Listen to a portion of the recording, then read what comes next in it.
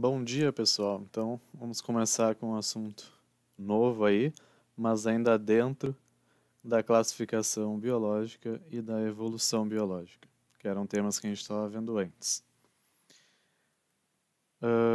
Primeiro, fazendo uma retomada do que a gente já viu sobre classificação biológica, então, ela foi formalizada e sistematizada de forma mais clara aí pelo Linneu, e a escola do Linneu, né, o modo que ele analisava os seres vivos para classificar era baseado nas similaridades anatômicas, na morfologia. Ele também é muito conhecido por ter elaborado o sistema que a gente chama de nomenclatura binomial, que seria então que o nome da espécie é formado pelo nome genérico, o gênero, e o epíteto específico, que é o nome da espécie de fato. Mas quando a gente vai tratar o nome da espécie de um ser vivo, tem que ter o gênero e a espécie. Por exemplo, Homo sapiens e Canis lupus. Homo sapiens, o ser humano, e Canis lupus, o lobo. Entretanto, nessa época, o Linneu possuía, né, um pensamento criacionista. Então, ele não entendia que as espécies tinham relação entre elas, relação de parentesco, e nem que elas sofriam processos de modificação, que é o que a gente chama de evolução, né? A partir de Darwin, então, o pensamento evolutivo ele se estabelece no meio científico durante o tempo, né? E o pensamento em árvore, que a gente vai entender mais para frente o que que é, se tornou um meio de estudar e relacionar as espécies de acordo, então, com a sua ancestralidade em comum. Com o avanço tecnológico e científico, né, então as comparações entre os seres vivos elas deixaram de ser só anatômicas para incluir outras formas de comparação, como similaridade genética e molecular, fisiológica, comportamental, no desenvolvimento, dentre outros. E incluir mais formas de comparação evita erros ou equívocos que aconteciam antigamente, como agrupamento de seres vivos que tem parentesco totalmente equivocado. Por exemplo, agrupa aves, que não são mamíferos, com morcegos, que são mamíferos, só pelo simples fato de terem asas e voo controlado. Outro exemplo clássico que vocês podem ver aqui embaixo é agrupar tubarões, que são peixes cartilaginosos, né, aqui, golfinhos, que são mamíferos, e ictiossauros, né, que é um réptil já extinto, só pelo formato do corpo, né, esse formato meio de torpedo, né? Bem hidrodinâmico. Mas que na verdade eles não têm, eles têm parentesco distante um com o outro. O golfinho é mais próximo de nós do que os outros dois. O tubarão é mais próximo de um lambari. E o ictiosauro é mais próximo de um lagarto, uma tartaruga, um jacaré, do que com o resto. Então, e esse formato igual, a gente já viu na aula passada que se trata de um exemplo aí de convergência evolutiva, né? Que são pressões seletivas parecidas porque eles vivem em ambientes parecidos, né? Nesse caso, ambiente aquático. Uh, Outra retomada é sobre o ranking, né? A hierarquia biológica, a classificação biológica em si. A mais atualmente utilizada, então, ela vai de domínio até espécie, então do mais abrangente até o menos abrangente. Domínio nós temos aí o domínio bactéria, o domínio arqueia e o domínio eucária. Depois do domínio, nós temos reino, e nós temos os clássicos, né? Reino protista, fungi, o plantae e animalia. Depois filo, depois classe, ordem, família, gênero e espécie, lembrando que espécie é composta pelo nome do gênero e da espécie. Aqui a gente tem alguns macetes para saber quando se trata de um ou do outro. Por exemplo, em plantas, o nome do filo normalmente termina com fita, e em fungos com micota. Em classe, em plantas, normalmente termina com opsida, e em fungos micetes. Em algas, fícia ou fice. Ordem em plantas, fungos, algas e bactérias é muito comum terminar com alis. E para vírus, viralis. Em família, sim. Família é mais. Esses aqui é mais difícil de ser cobrado, principalmente a nível de ensino médio. Mas família é legal de saber, porque em animais e vírus, normalmente não, sempre termina com id, idai, né? E em plantas, bactérias, fungos e algas termina com ace, ou aceae, né? E isso sim às vezes pode ter um exercício que é bom ter essa dica aqui, saber a terminação. Gênero e espécie, então, tem regrinhas mais específicas, por exemplo, o primeiro nome da letra do gênero é maiúsculo, e quando a gente escreve a gente tem que botar em itálico, se a gente estiver digitando, né? Ou então a gente sublinha se estiver escrevendo à mão. E o nome da espécie, então, é tudo, o epíteto específico, nesse caso, é tudo minúsculo, em itálico também, ou sublinhado se for à mão. E lembrando que o nome de espécie é composto por gênero e espécie. Então, por exemplo, aqui Homo sapiens, tudo em itálico, o gênero com a primeira letra em maiúsculo e o epíteto específico todo em minúsculo. Vamos então olhar esse exemplo prático aqui utilizando a nossa própria espécie, os seres humanos. Então, os seres humanos eles pertencem ao domínio Eucária, que é o domínio dos eucariotos, né? A gente pertence ao reino dos animais, Animalia, ao filo dos cordados, que possuem, né, a notocorda em um período da vida. No nosso caso, ela é substituída depois pela coluna vertebral. Então, a gente também faz parte do grupo Vertebrata, né? A nossa classe, então, é Mammalia, que é a classe dos mamíferos. Possuem pelo, glândulas mamárias, entre outras características em comum. A nossa ordem é a ordem dos primatas. A nossa família é a família Hominidae. E dentro dessa família existem outros animais ainda vivos, que a gente vai ver mais adiante. O nosso gênero é o gênero Homo. Esse gênero a gente compartilha com outras espécies, mas nesse caso já não mais vivas, né? Por exemplo, Homo neanderthalensis, né? Que é o homem de Neandertal, Homo erectus, Homo habilis. E a nossa espécie é Homo sapiens. Os seres humanos anatomicamente modernos, os atuais, eles ainda são classificados dentro de uma subespécie, que é o Homo sapiens sapiens. A subespécie, então, não é um nível taxonômico que a gente explore muito no ensino médio, mas se repete as regras da espécie aqui. Então, tudo minúsculo em itálico. Não necessariamente a subespécie é o mesmo nome do epíteto específico, né? No caso dos humanos, sim, mas tem outros animais que não. Pode ser um nome diferente. Então, aqui só para vocês relembrarem a ordem aí da classificação biológica. Os grupos taxonômicos. Uma coisa importante de frisar é que no ensino médio, alguns professores e nos livros didáticos ainda continua muito se ensinando o sistema de 5 reinos, que seria o reino Monera, Protista, Fungi, Plantae e Animalia. Inclusive ensinam uma sigla aí, né, para ajudar a decorar essa classificação biológica aí, que é o Reficofage, Re para reino, Fi para filo, C para classe, O para ordem, Fá para família, G para gênero e E para espécie, né? Vocês podem utilizar isso, mas pensem que o modelo com domínios, né, ele já é amplamente aceito no meio acadêmico, é utilizado na maioria dos artigos científicos atuais, mesmo que no ensino médio ainda se mantenha esse ensino dos 5 reinos.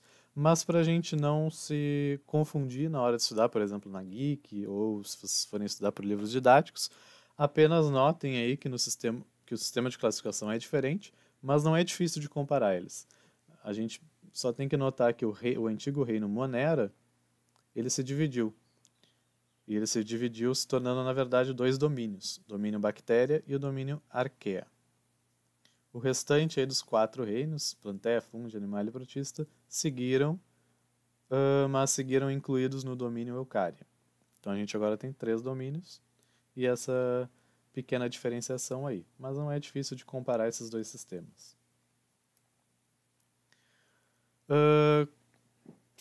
Existe só esse tipo de classificação, domínio, reino, filo, ou tem mais coisas? Tem muito mais divisões.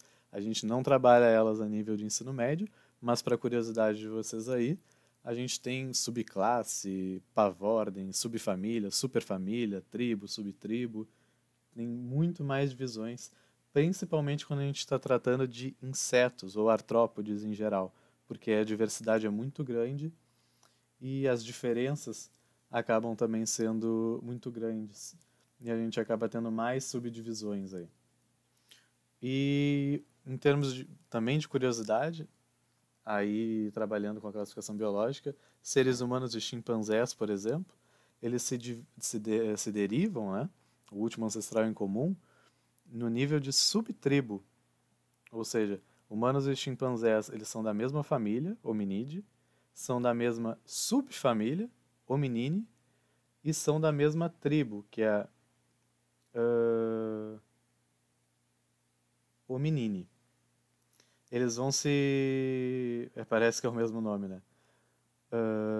Eles vão se dividir, então, no nível de subtribo, que aí os ancestrais dos seres humanos e os seres humanos acabam sendo incluídos na subtribo hominina, e os chimpanzés e os bonobos e os seus ancestrais na subtribo panina.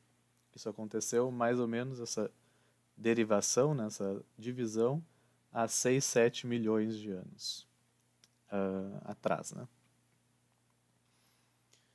Então, para vocês verem como são próximos, né? E os chimpanzés, então, são os seres vivos mais próximos de nós, dos seres humanos ainda vivos, né? Depois, então, a nível de subfamília, aí, a gente também tem uma divisão entre o que vai dar origem a seres humanos e chimpanzés, e por um lado, e gorilas para o outro. Aí, a nível de família, a gente também inclui os orangotangos, né? Dentro de outra subfamília aí. E se a gente for tratar ainda no nível de superfamília, que é a hominoide, ainda a gente inclui os gibões, se dividindo aí no nível de família. Elobatide para gibões e hominide, incluindo tudo que a gente chama de grandes símios, que são seres humanos, chimpanzés, gorilas e orangotangos, e as subespécies existentes, né? Entrando mais a fundo, então, nas escolas da sistemática, sistemática é toda essa área de estudo aí, de classificação dos seres vivos, né?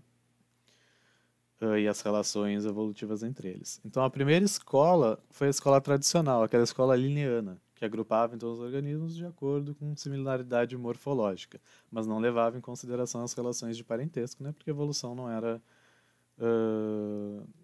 aceita ainda na época, não era a ideia, né, mais tida como, vamos dizer assim, verdade nessa época.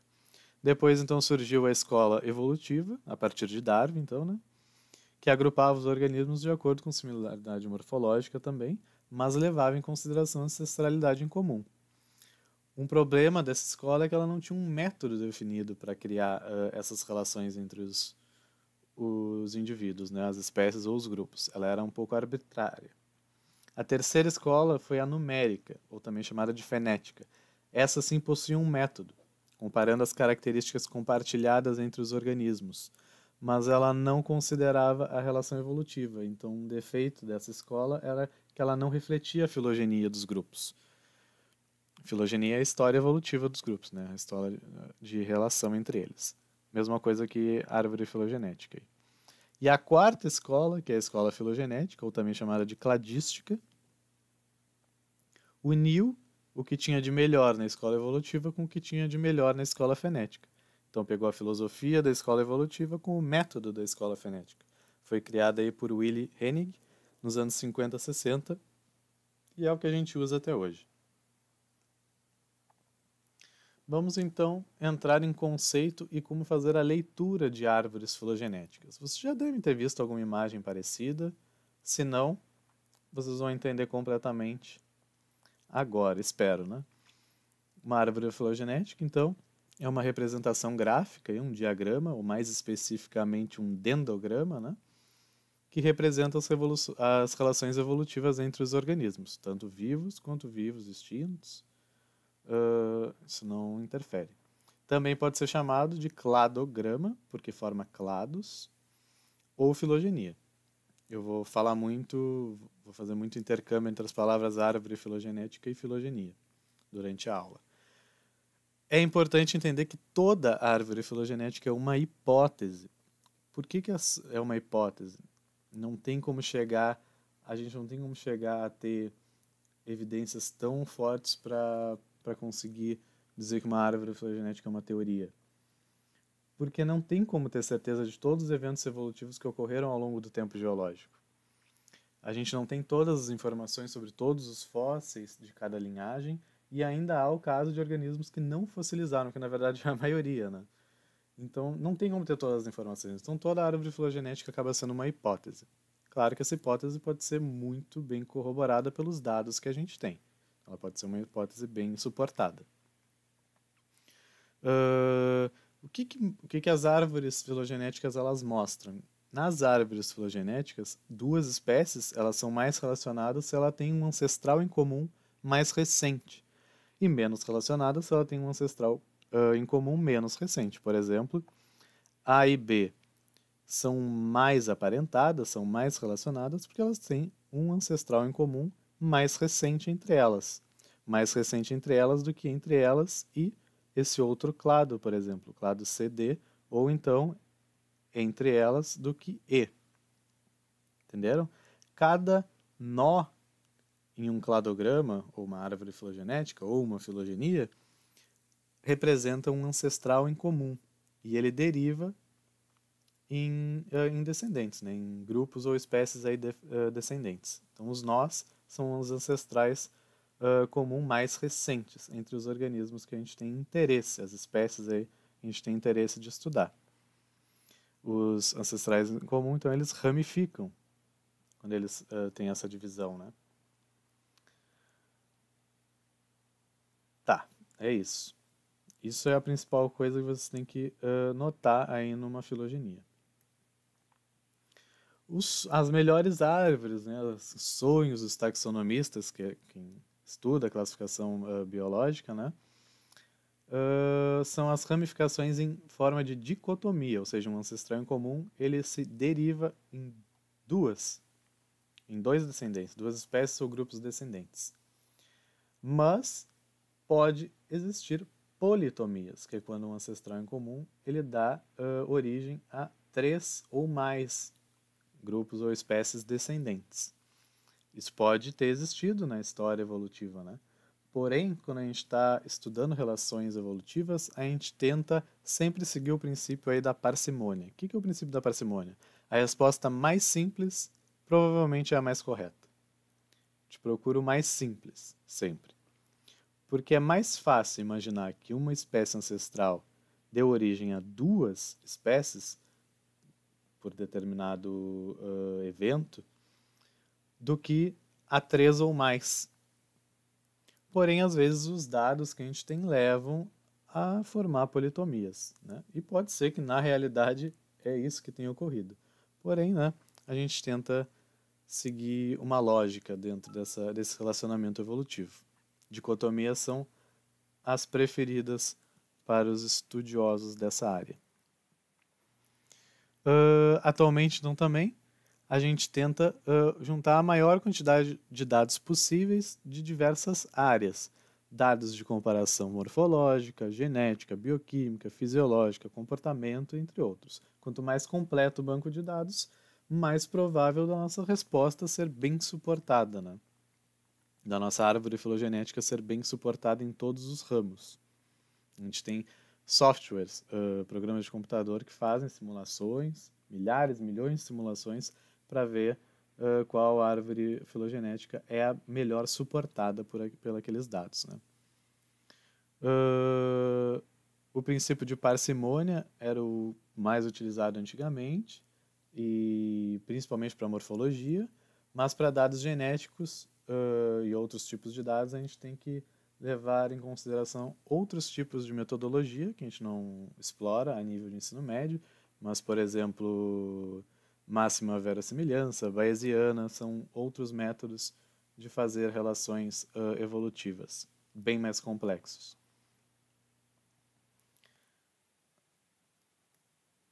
Tá. Além ali das dicotomias, outras das árvores mais desejadas pelos taxonomistas são aquelas que possuem grupos monofiléticos. E eu já vou explicar o que é isso. Grupos monofiléticos também são conhecidos como grupos naturais. Mas, em algumas situações, principalmente em filogenias que eram mais antigas, feitas com poucos dados ou mais morfologia, né? Não tinha as informações e tecnologias atuais, as árvores filogenéticas poderiam ter nelas, né, apresentados grupos parafiléticos ou polifiléticos, que também são conhecidos como grupos artificiais, grupos não naturais. Né? Um grupo monofilético é aquele que inclui o ancestral em comum mais recente e todos os seus descendentes. Por exemplo, aqui a gente tem um nó, que é o ancestral mais comum, o ancestral comum mais recente, de E, F, G e H. Ou seja, aqui é um grupo monofilético, porque tem o ancestral em comum, e inclui todos os descendentes. Se aqui a gente tivesse outro grupo formado, também seria monofilético, porque teria aqui na raiz o ancestral comum mais recente e todos os seus descendentes.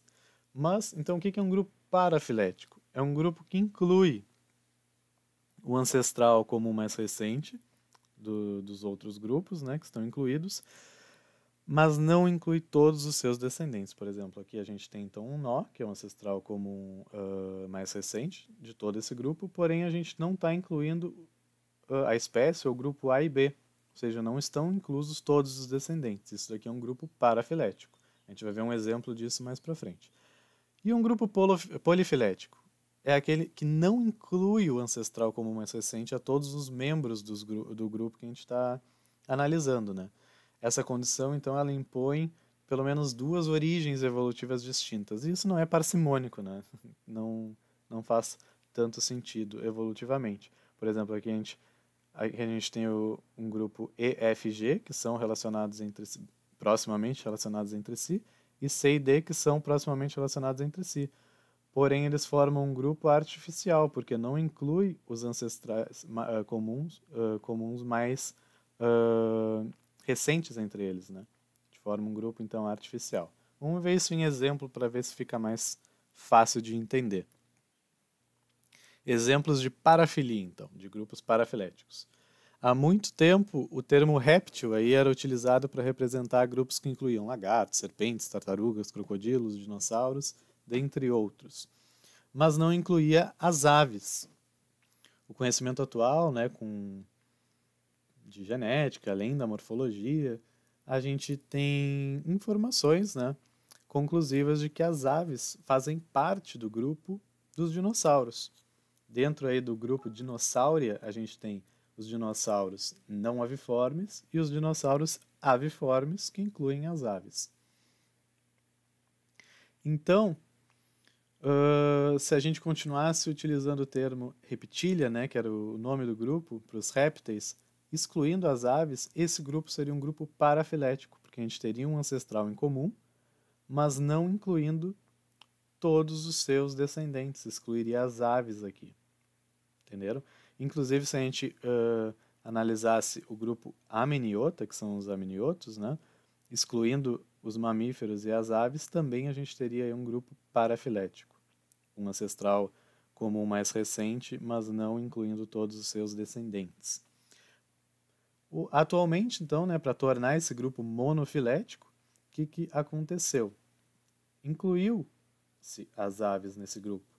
Inclusive, o termo reptília nem é tão mais utilizado na ciência mais moderna, né? A união, né, entre tudo que se tinha antes e as aves, hoje em dia é chamado de saurópsida. Mas, para dar um exemplo mais simples aí, se a gente for tratar do termo reptília, do grupo reptília, para ele ser um grupo monofilético, a gente então inclui as aves. Aí ele se torna um grupo monofilético e deixa de ser um grupo parafilético. Muita gente não sabe que as aves, né, os pássaros que a gente vê aí na rua, tudo são dinossauros, são descendentes, são um ramo aí descendente desse grupo. Os únicos, né, que não foram extintos. Mais um exemplo aí de parafilia, então, aí no grupo dos humanos, mais próximo de nós.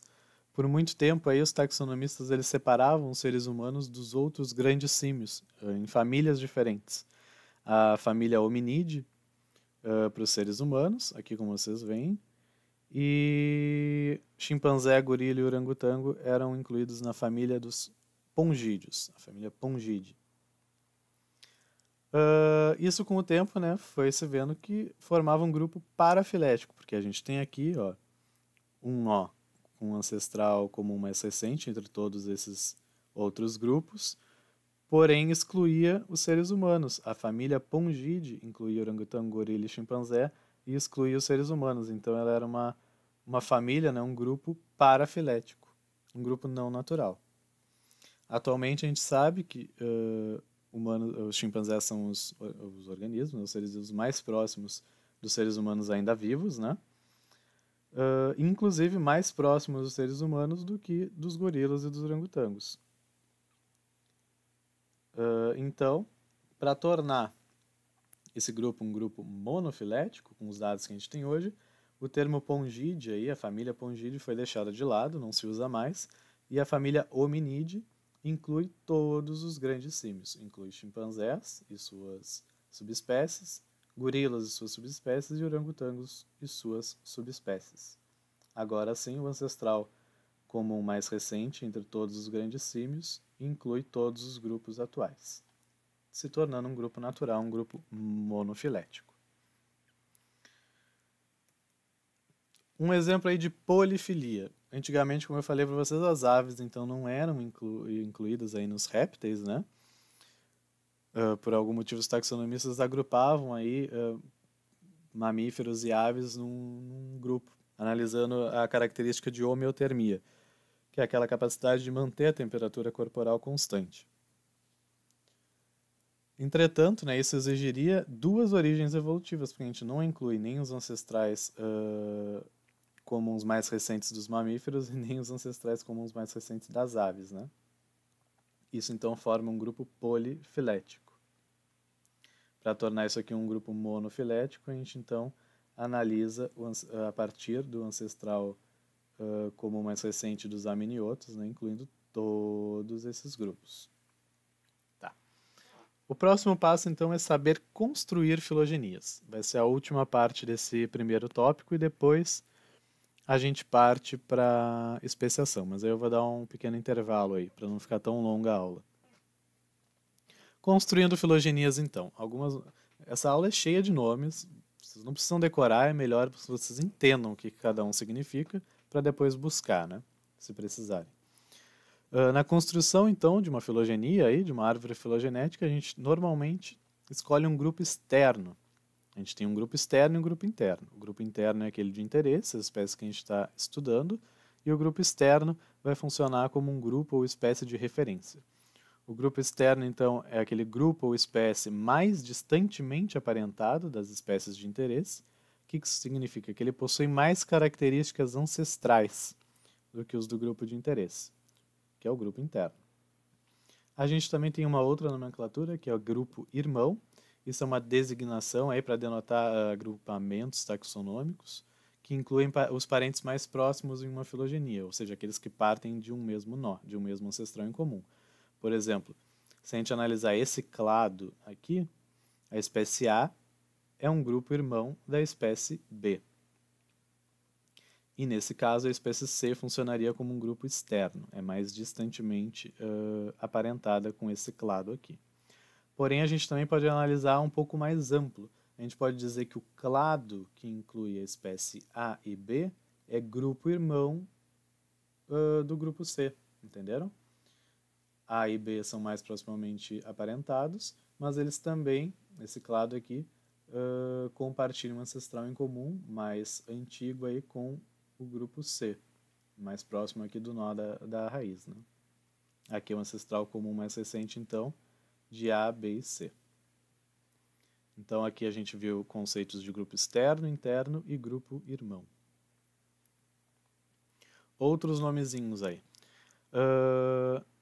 O grupo externo, então, ele vai facilitar na hora das análises aí de relações evolutivas entre os grupos de interesse, porque ele vai servir como referência, ele vai conter características ancestrais, que a gente chama de plesiomorfias.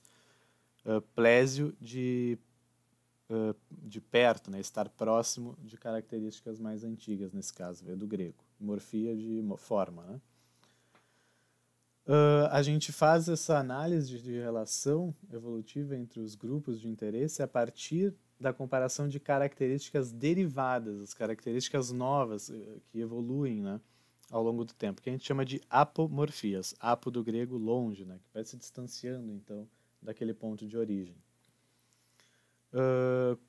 Quando dois grupos ou mais aí compartilham essa novidade evolutiva, nessa característica derivada, a gente acaba chamando ela de sinapomorfia. Sinapo do grego, agrupar, né, formar grupos. Nesse caso, dá sentido de coletivo. Né? Então, é uma característica que está compartilhada entre mais grupos dentro de uma filogenia. E se essa característica nova ela estiver apenas em um grupo, por exemplo, aqui, penas em aves, em relação ao resto, ela é chamada de autapomorfia, né? Alta de si próprio, né? De eu. Aqui o apo, né? De ideia de distante, né? Então é uma característica própria daquele grupo que é nova, né? Mais distante do que era ancestral. Essas são as explicações desses termos. Aqui nas figuras, então, a gente analisa, né? Uma apomorfia, então, é uma característica derivada, e plesiomorfia é a característica ancestral, que pode permanecer, né, nos grupos a partir das ramificações. Sinapomorfia, se essa característica derivada for compartilhada entre mais grupos, e autapomorfia, se ela for, né, presente em apenas um grupo. Aqui, nesse caso, a gente tem, por exemplo, vamos analisar a partir da assídia aqui. A partir da assídia, então, crânio encéfalo é uma característica apomórfica, é uma novidade evolutiva que esses grupos aqui, assídia e anfioxo, não tinham. É uma apomorfia, mas também é uma sinapomorfia para todos esses grupos aqui, porque ela é compartilhada entre todos esses grupos aqui. Exemplo de alta apomorfia, nesse cladograma aqui, nessa filogenia, seriam penas para aves, que seriam o único grupo que tem essa apomorfia, né? E pelos e glândulas mamárias para mamíferos aqui, que seria o único grupo que possui essa característica. Notocorda, nesse sentido aqui, seria uma característica plesiomórfica para aqueles que já têm vértebras, por exemplo. A partir aqui dos tubarões, peixes, anfíbios, répteis, aves e mamíferos, todos são vertebrados, né? Então a notocorda é uma característica plesiomórfica aqui, né? Nesse grupo aqui, a notocorda ela vai ser substituída pela coluna vertebral. Acho que ficou mais fácil de entender o que significa, né? Então as relações evolutivas elas são feitas através das análises das características dos seres vivos. Vamos então aprender a construir uma filogenia simples. Aqui eu utilizei o exemplo, né, do Khan Academy, com as características pulmões, mandíbulas, penas, moela e pelo. E os organismos então são lampreia, antílope, águia americana, jacaré e robalo. Robalo é um tipo de peixe. E a lampreia é um cordado não vertebrado.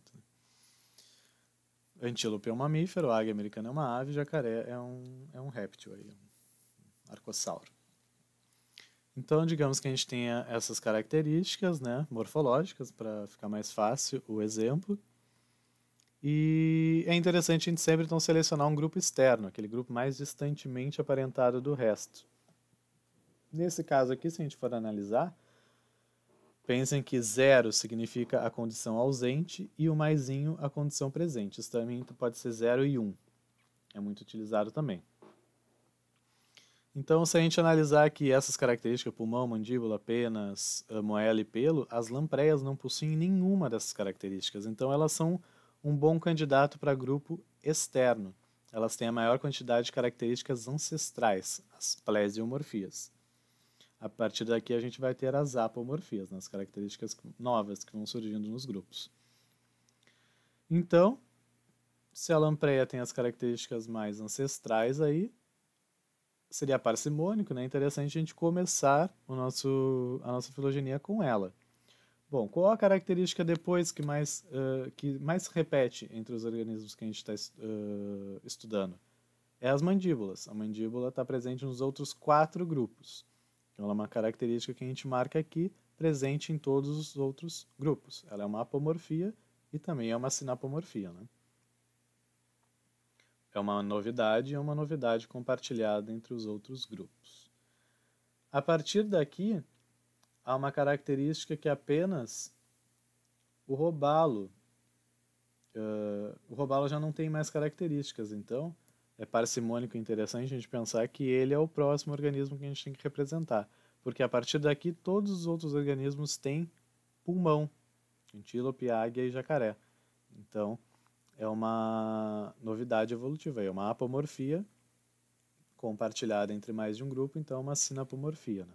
Analisando esses grupos aqui. A partir daí, então, a outra característica mais compartilhada aí seria a moela entre a entre a águia americana e o jacaré. Então seria mais parcimônico colocar o antílope antes, porque ele não tem essa característica, mas ele tem pulmões, né? E a partir então disso colocar a característica moela e os grupos que a têm, que é a águia americana e o jacaré. Uma novidade aí evolutiva. Então essa ficaria uma construção simples de uma filogenia com esses grupos e esses dados. Isso pode mudar se a gente tiver mais dados e mais grupos, né? Mas a gente ainda tem 2 características aí que são autapomorfias, que estão presentes apenas em um grupo, novidades evolutivas presentes em apenas um grupo, que seriam o pelo no antílope, né? Então a gente coloca essa característica a partir desse ramo aqui, e as penas das aves aqui na águia americana, né? A partir daqui, então, o jacaré não tem. Então são autapomorfias. E assim fica a nossa filogenia mais completinha, com todas as características e organismos que a gente queria analisar. Bom, normalmente as filogenias não são tão simples assim, né? Esse é um exemplo mais fácil para entender. Normalmente a gente tem muito mais características analisadas com grupos mais próximos, a gente não analisa tanto grupos tão distantes assim, tipo répteis, mamíferos, peixes e cordados não vertebrados aí, que são mais próximos, tipo, a gente pega um gênero, estuda a comparação entre as espécies que estão dentro daquele gênero, uma família, com todos os gêneros inclusos dentro dela. Normalmente é mais próximo, né? Então, às vezes, às vezes não, quase sempre, né? Esse relacionamento evolutivo ele é bem mais complicado. Existem também fatores que confundem na hora das análises. Esses fatores a gente já estudou na aula passada sobre evolução biológica, então vocês podem voltar naquela aula se vocês não se lembrarem o que significa. A gente nem sempre é capaz de diferenciar estruturas que refletem ancestralidade compartilhada, que é o que a gente chama de estruturas homólogas, daquelas características que são similares, mas surgiram de forma independente, que a gente chama de estruturas ou características análogas, que podem ter surgido aí por convergência evolutiva.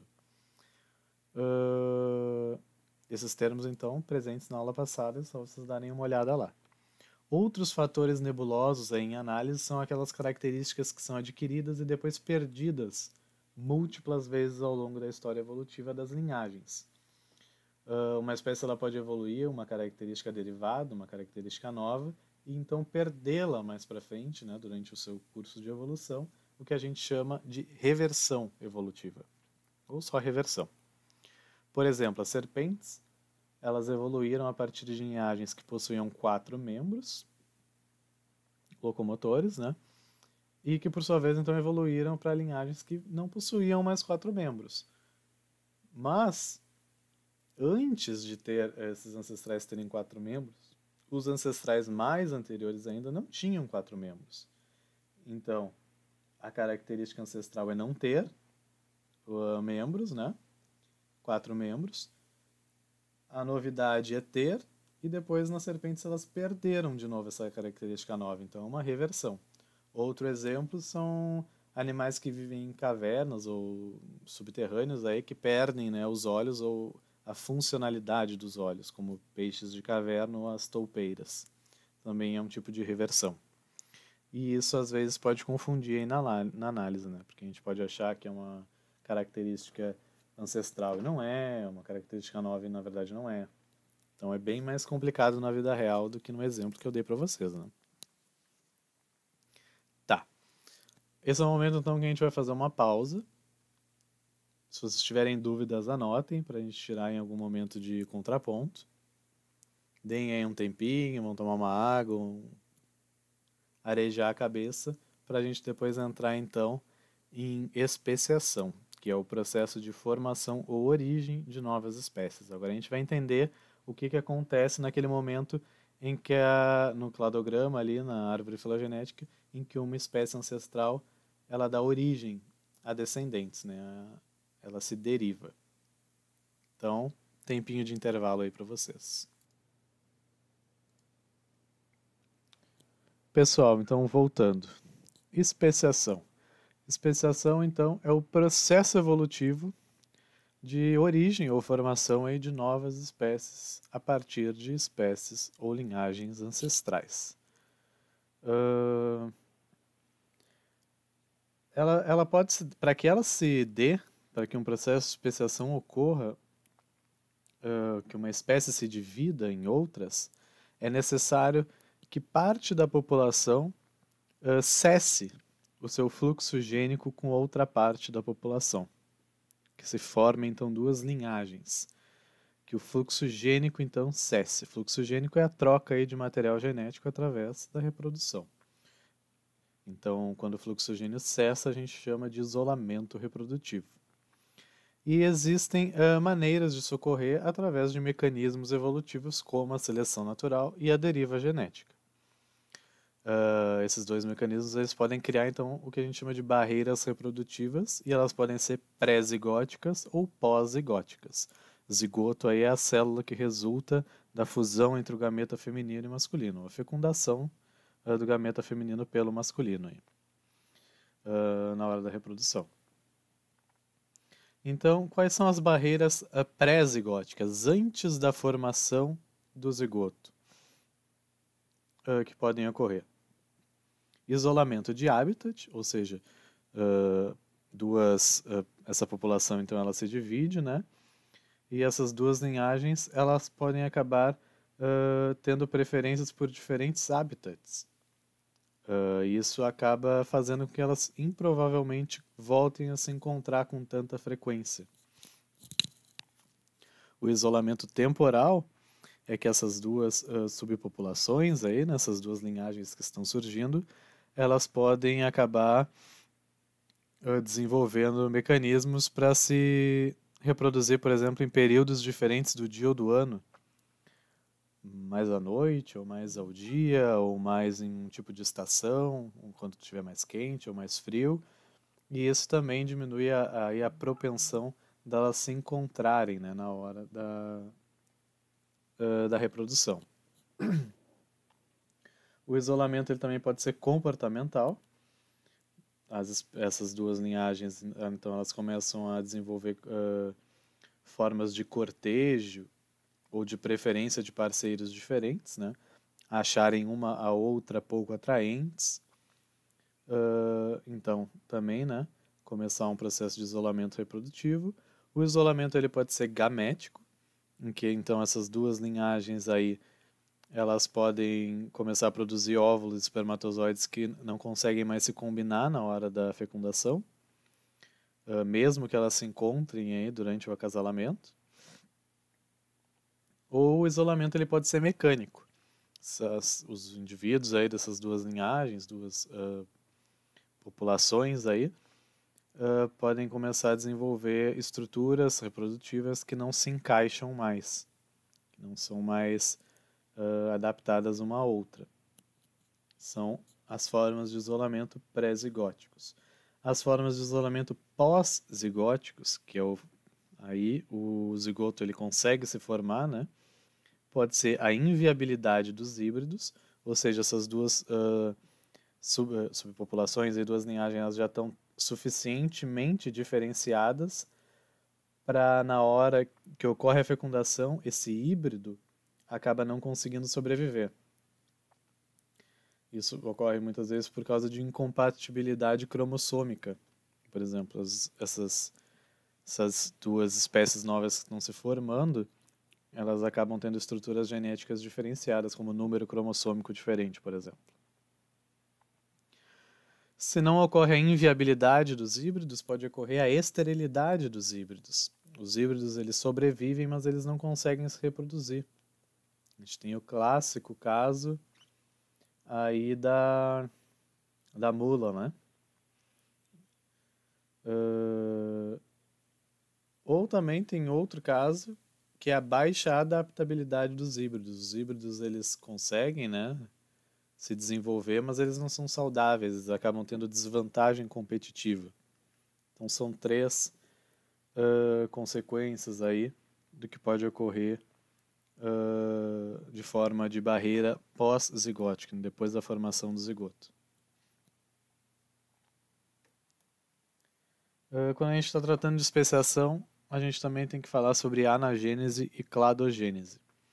A anagênese é aquela mudança evolutiva em uma característica dentro de uma linhagem ao longo do tempo.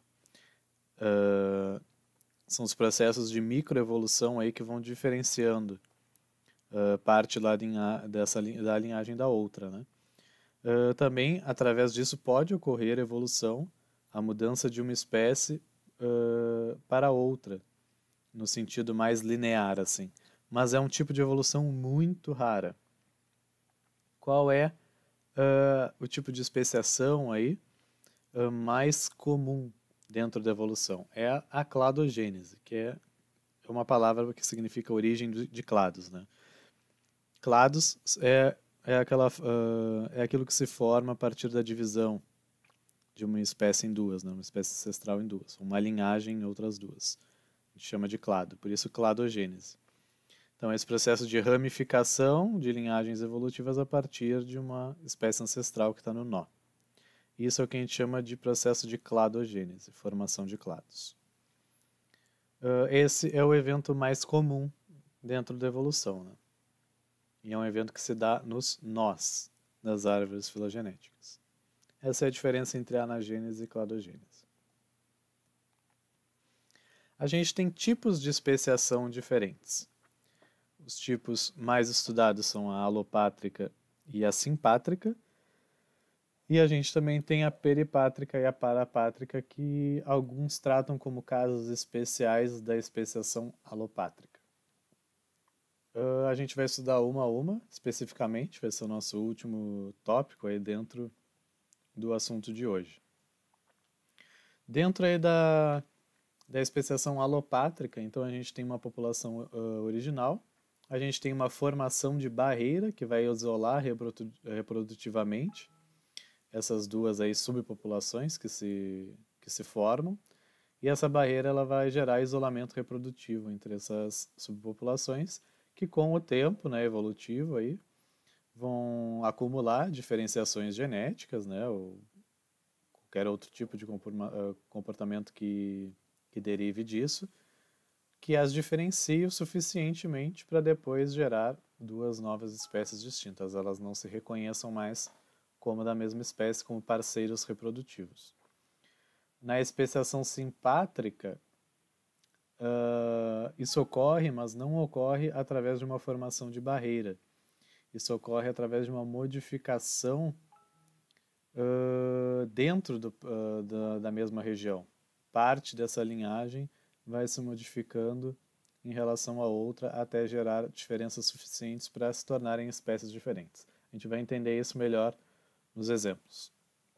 Então, especiação alopátrica.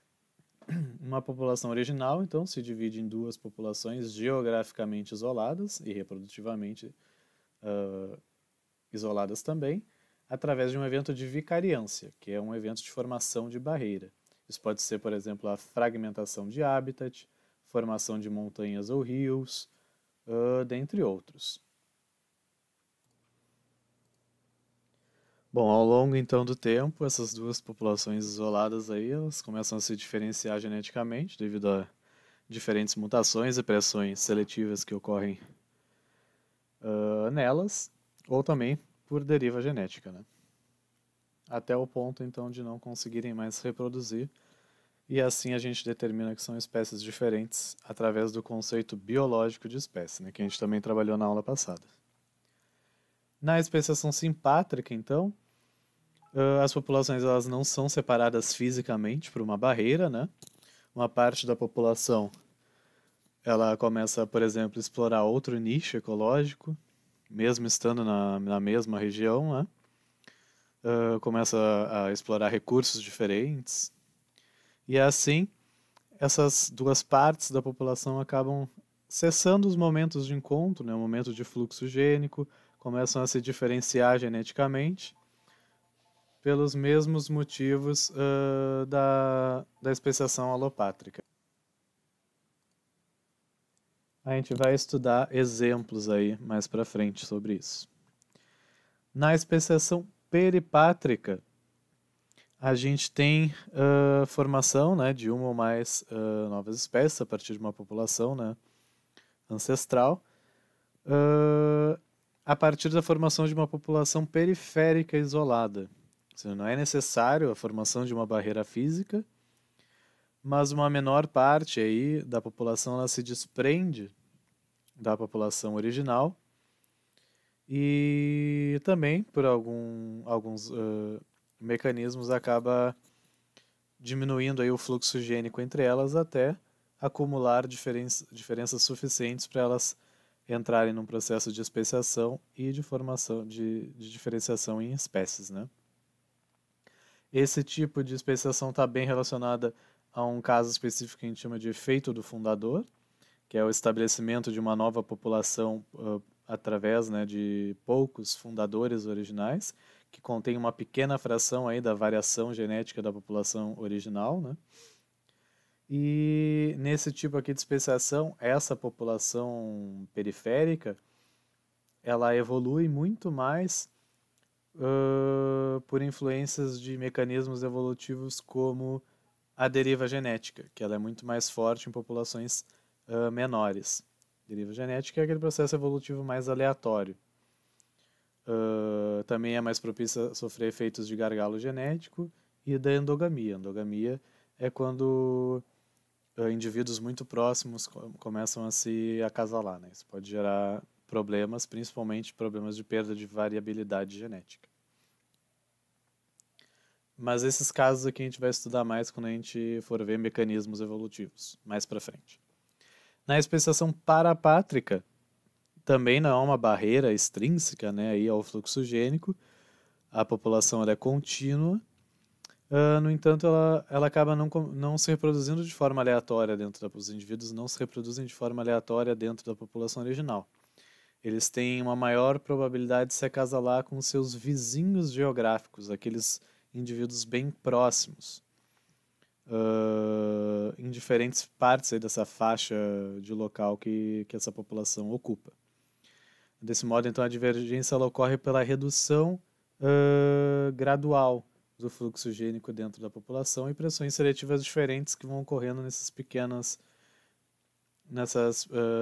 ocupações territoriais, né, então.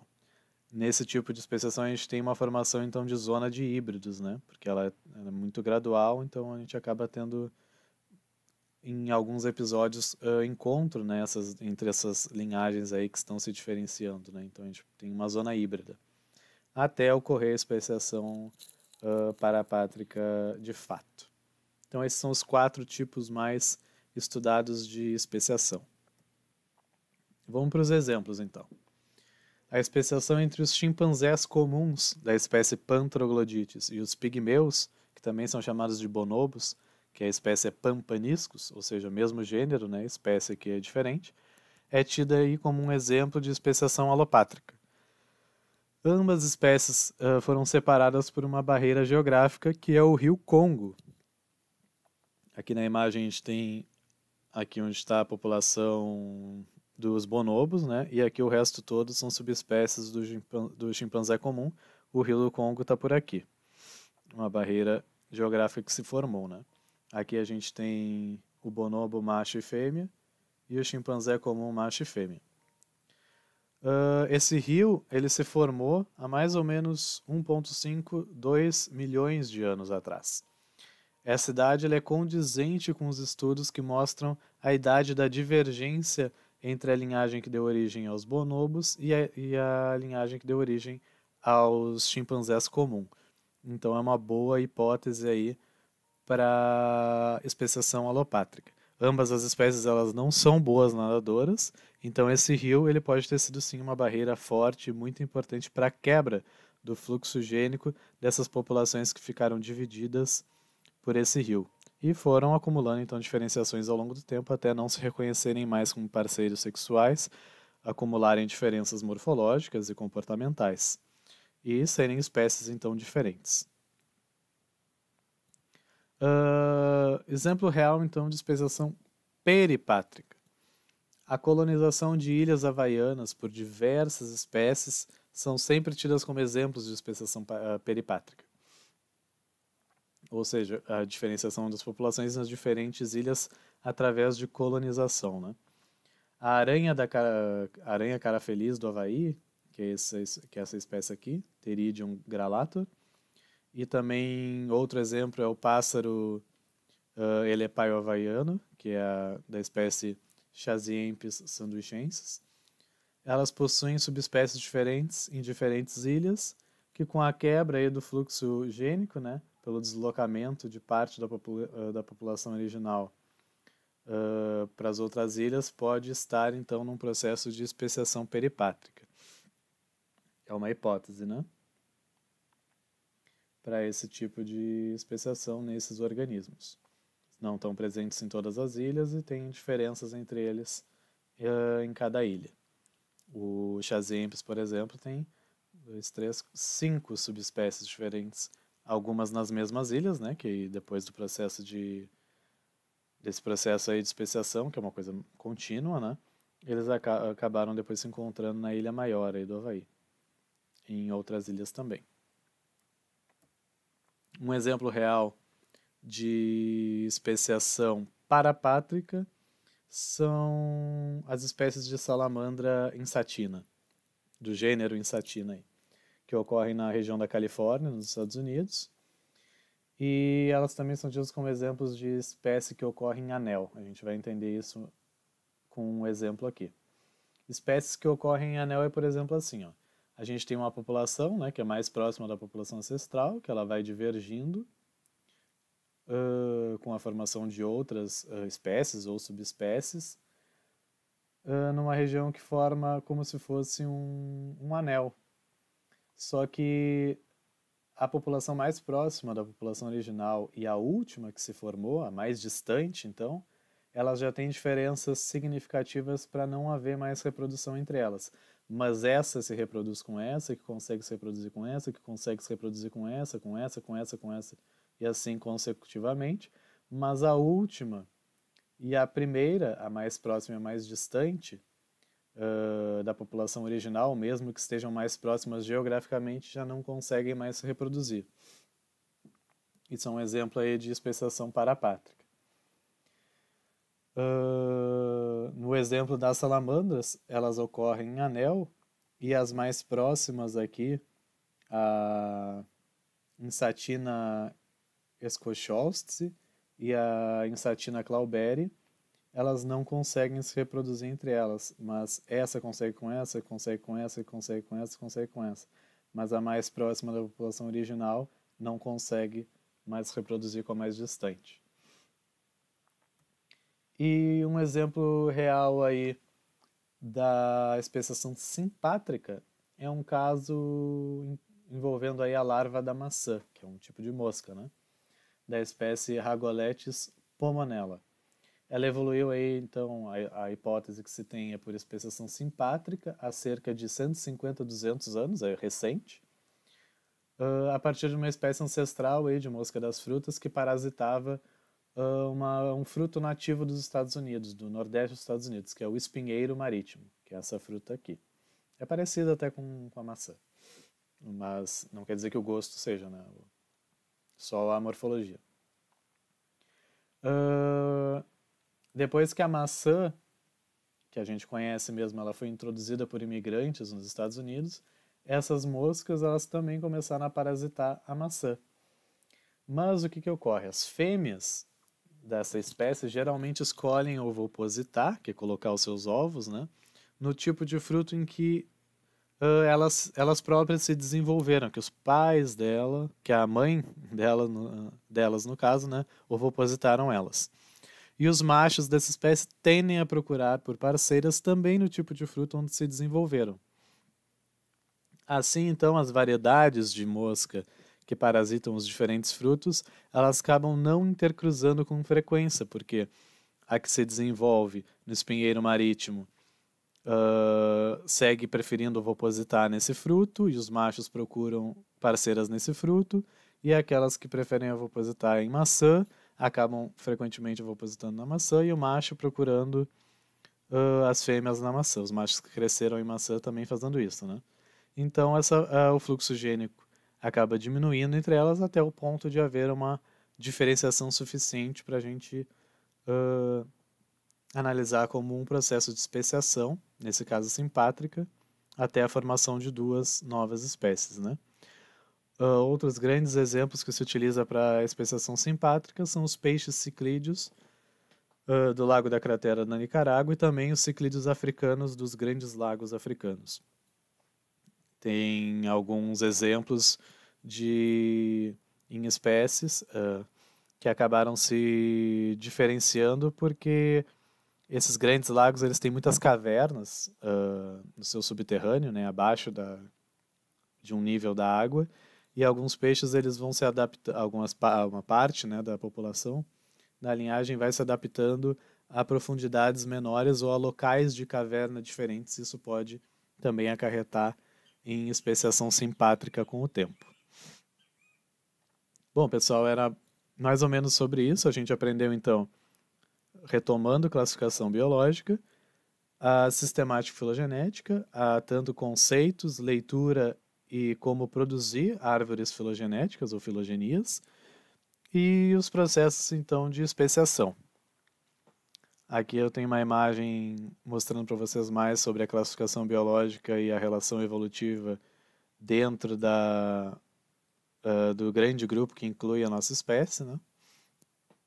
E os nossos ancestrais mais diretos, por exemplo, Homo erectus, até os australopithecus mais distantemente, né? Até a nossa junção com a linhagem que deu origem aos chimpanzés, depois com os gorilas, depois com os orangotangos e depois com os gibões. Então é isso, pessoal. Espero que vocês tenham entendido. Qualquer dúvida é só me procurar. Vocês viram então que a gente analisa o parentesco e as relações evolutivas entre os organismos através das características, que a gente pode chamar de adaptações, que é o que a gente está vendo aí no projeto de área. E no referencial teórico vocês vão ter que explorar essa ideia de relação evolutiva dentro dos grupos que vocês estão pesquisando. Então é importante que vocês entendam essa aula. Qualquer dúvida é só me procurar. Bons estudos aí para vocês.